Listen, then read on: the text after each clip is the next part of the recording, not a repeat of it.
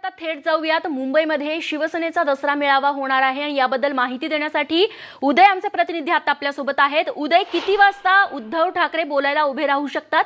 सध्या तिथलं वातावरण कसं आहे? किती शिवसैनिक तिथे जमा झालेत? साधारणतः 1 तासानंतर शिवसेना पक्षप्रमुख उद्धव ठाकरे हे व्यासपीठावरती येतील आणि ते इथे उपस्थित असलेल्या शिवसैनिकांना मार्गदर्शन करणार आहेत। दरवर्षीप्रमाणे याही वर्षी मोठ्या जल्लोषात आणि उत्साहात शिवसेनेचा हा दसरा मेळावा पार पडतो आहे। मात्र यंदाच्या या दसरा मेळाव्याचं वैशिष्ट्य म्हणजे विधानसभा निवडणुकीचे पडगम वाजलेले आहेत आणि विधानसभा निवडणुकीच्या प्रचाराचा शुभारंभ याच दसरा मेळाव्याच्या निमित्तानं शिवसेना करणार आहे। प्रचाराचं रणशिंग या दसरा मेळाव्यात शिवसेना जे आहे ते फुंकणार आहे। आपण इथे मागे जर बघितलं तर शिवसेनेचे नेते जे आहेत ते येऊ लागलेले आहेत आणि थोड्याच वेळात शिवसेनेचे सर्व नेते इथे आल्यानंतर मुख्य कार्यक्रमाला सुरुवात होणार आहे।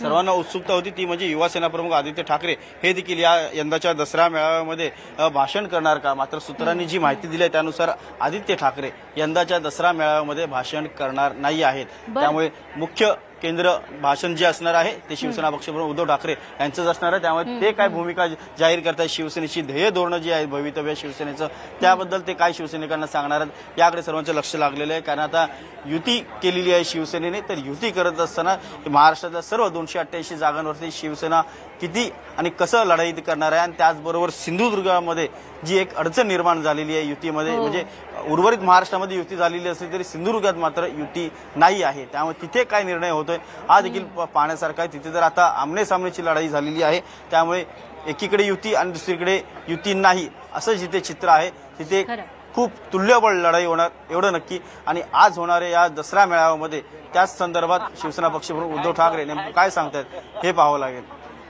निश्चित उदय, या कार्यक्रमावरती तुम्ही नजर ठेवून राहा। तूर्तास धन्यवाद तुम्ही दिलेल्या माहितीबद्दल।